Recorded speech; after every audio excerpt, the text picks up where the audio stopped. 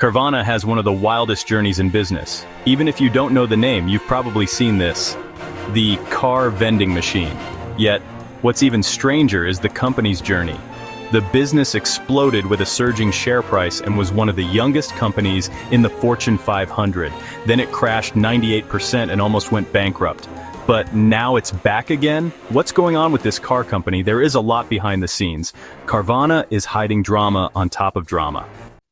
It's that time for a competitive contest. For a limited time, you can follow this channel and your subscription will be free for life, you Homo sapiens.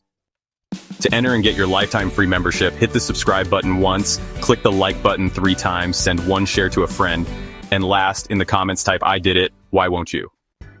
Back to our story, kids. This is one of the wildest business stories you'll ever hear. Firstly, what the heck is Carvana? Why the gigantic vending machine? Ironically, the reality is nowhere near as exciting. They're a used car dealership. The 8-story vending machine is essentially a massive gimmick. You could buy a used car online without coming to one of these. But when you picked it up, if you wanted, you placed a giant coin into a slot and watched the automated machine pull down your car and present it to you. To be fair, Carvana understands it's a gimmick, but that's the point. Co-founder Ryan Keaton explained, "You're driving along the highway, and all of a sudden you see this giant stack of cars encased in glass.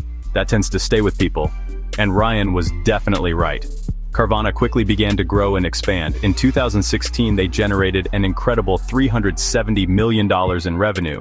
But by 2019, that was almost $4 billion. That's on top of the $300 million they raised in funding before going public in 2017. That year, the co-founders were all listed in the Fortune 40 under 40. Ryan Keaton, Ben Houston, and Ernie Garcia III. Remember that last name? Because it will become important later. Carvana was growing and expanding, with the founders calling it the Amazon of cars. They opened more locations in Florida, Orlando, Ontario, California, and many more. Of course, all of them had the iconic vending machine, but no ordinary car dealership could have climbed as high as Carvana, even with such a big gimmick. In truth, Carvana had something else, something very different to other dealerships, and it wasn't just the vending machine. In 2017, after Carvana went public on the NYSE, they made an important acquisition, Car 360, for $22 million, which used machine learning and augmented reality to view cars in 3D, which was originally backed by Mark Cuban. Carvana's biggest selling point, aside from the vending machine, was the online purchase experience. They were one of the first to enter the digital-first car dealership space. Now they were pushing that even further, which was extremely lucky or visionary given what was right around the corner. The pandemic was a terrible time for many, but for Carvana, it was the best possible scenario that could have ever happened. The supply of cars coming into the country was disrupted, so the price of used cars increased dramatically. Their vast inventory of cars suddenly got a lot more valuable, with more buyers. Carvana already had the best digital car buying process with a full 3D view and all kinds of financing options. And in the pandemic, they realized this was their golden ticket. With people stuck at home, this was the best way to buy a new car. You could examine it down to the finest detail. So they pushed it even further by offering touchless car delivery. They promoted phrases like "shop from your sofa," though it got even better. The Federal Reserve dropped interest rates from 1.75% to 1.25%, then just 2 weeks later, all the way to 0% to 0.25%. This was great because financing cars got cheaper. One of Carvana's other big selling points was financing options for bad credit buyers. Monthly payments on car loans dropped, even for those with bad credit. Most companies avoid financing options for those with bad credit, since it can provide too much risk if a customer defaults. With near zero interest rates, though, that didn't matter nearly as much. Borrowing money was very, very cheap. Low-interest loans meant Carvana could borrow from banks while taking on lower risk. Carvana would finance cars for low-credit buyers, then bundle those loans together and sell them to investors. The pandemic put all of this into overdrive, from $5.5 billion in revenue in 2020 to over double at $12.8 billion the following year. But this wouldn't last forever. Things were about to change, and dramatically. Carvana's stock price began to fall, and quickly, from $337 in July 2021, all the way to $4.7 in December the following year. A 98% drop. What happened? Well, it's actually quite simple. The insane rush of demand and the high prices for used cars began to wane. Used cars began to drop in price as the world opened up. The Federal Reserve also began raising interest rates to as high as 5.25%, meaning there was less demand and financing cars got much more expensive. To make matters worse, Carvana had taken in massive amounts of used cars to keep up with the high demand. Their massive inventory suddenly got a lot less valuable after they just paid a premium for it. This was bad news for Carvana, but part of this was also self-inflicted. Those perfect conditions of the pandemic didn't last forever, but Carvana acted like they would. They made a massive bet on growth in a time when the industry did the opposite. They had just purchased ADESA, America's second-largest wholesale auto auction chain, for $2.2 billion in cash. To make matters worse, Carvana wasn't profitable this whole time, and when they were closest to breaking even, they burned $2 billion on the acquisition, meaning it wasn't really a cash deal. They financed the cash through debt, which they were now drowning in. Yet somehow, something even worse was happening. Under the guise of easy buying, Carvana was hiding a nightmare. This wasn't an isolated case either. Customers noticed all kinds of problems with cars after buying from Carvana, yet this wasn't the big problem.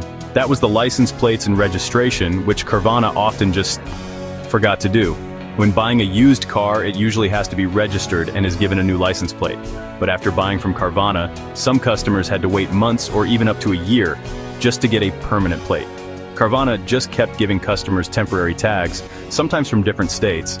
This didn't help when some cars were previously stolen vehicles, which caused even more issues for customers.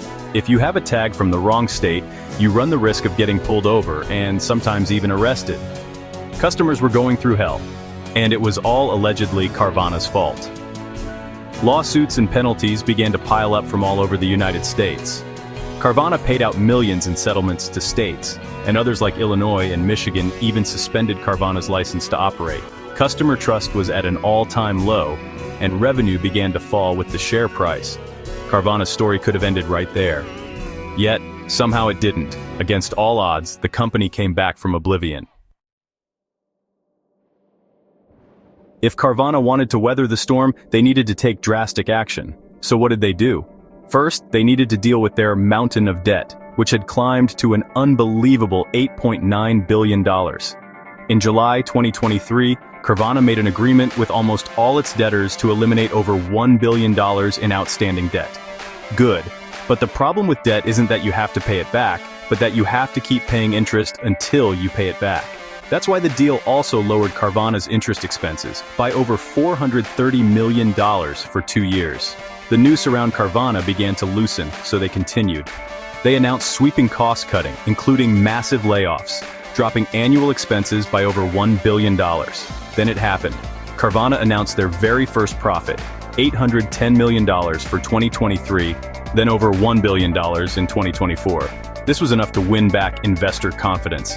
They already had revenue, customers, and a massive brand presence. The only thing that was missing was profit, and now they had that too. Sure, there were ongoing lawsuits and complaints, but if you're profitable, that's a cost of doing business. As such, the share price began to skyrocket. Carvana's stock came back strong, up 2,000% over 2 years. That's unbelievable. On the surface, it looked like they got their act together, thought long-term, and turned the business around. But there was something sinister going on behind the scenes. Remember Ernie Garcia III? He's Carvana's CEO. He's also in business with his father, Ernest Garcia II, a billionaire and a felon. He pled guilty to bank fraud in 1990, and he's currently a major shareholder of Carvana, along with his son. Things get even more interesting when we look at their stock history. Between 2020 and 2021, in the height of Carvana's growth, both Ernest Garcia II and his son sold $3.6 billion of Carvana stock. Next, in July 2023, when the share price was at its lowest, Garcia III bought back $126 million. The very next day, Carvana announced the best quarter in company history. Then, when it began to climb for a second time, Ernest Garcia II sold an additional $1.4 billion in Carvana stock. I don't know about you, but this allegedly looks an awful lot like insider trading. And it seemed like there was more going on as well. On January 25, 2025, Hindenburg Research released an extensive report titled Carvana, a father-son accounting grift for the ages. The report detailed that in Q3 2024, Carvana reported $3,497 in retail gross profit per unit. Carvana inflates this key metric by approximately 34.5% by dumping an estimated $390 million of selling costs into Scanda annually, in stark contrast to accounting practices at competitors. That's a lot of technical jargon, but what it's saying is damning. They were allegedly moving around the costs of each car sold elsewhere into a $390 million general bucket. This allegedly made the profit calculation of each sale look much, much better. So, investors think Carvana is more profitable than it actually is. But it gets worse. Remember those bundles of car loans from earlier? Well, reportedly, Carvana sold $800 million of these loans to a secret party, affiliated with Ernest Garcia II. But they never disclosed that to investors or the SEC. Carvana was essentially making a deal with itself to inflate its financials because the sale of those loans looked good. The report ended by saying, "We think the Garcias will leave shareholders with nothing." The company has pushed off creditors and engaged in accounting games while the CEO's father dumps billions in stock. After the report, headlines all over the world picked up on it, and Carvana's share price dropped 13% in just 2 days. Carvana naturally called the report intentionally misleading and inaccurate, but people aren't convinced. Law firm Hagens Berman opened an investigation into Carvana to find potential violations of accounting and SEC regulations, but it's too early to tell. Nothing too dramatic has happened to Carvana, aside from the seemingly huge pump and dump with the stock. But I'll be watching closely. The company is extremely strange. Carvana feels like less a public company, and more the Garcia dynasty. A money-making machine for them, potentially an illegal one. There was even more I couldn't get into in this video, like their repair shop sending duplicated invoices for car repairs, or how the Garcias are also behind the drive time empire, which isn't known for the best things either. We'll have to wait and see how this unfolds. Right now, on this great American hard basis news and information channel, there is a creator working hard to get your view, even a simple click for a like, loosing hope, begging for your comment, so I know I have touched your life in any way. Here on Hard Basis, we search for the best news and information items you may never see anywhere else. To help you, the viewer, get a laugh or keep informed, even make you think. But I can't reach more folks just like you without your support, so please consider joining for a limited time. Your subscription is free and free for life. You will sleep well every night knowing you reached out and clicked. You will barely be able to sleep waiting for our next video, so won't you today help and subscribe, like, and share? Help me help you. It won't disappoint, and thank you in advance.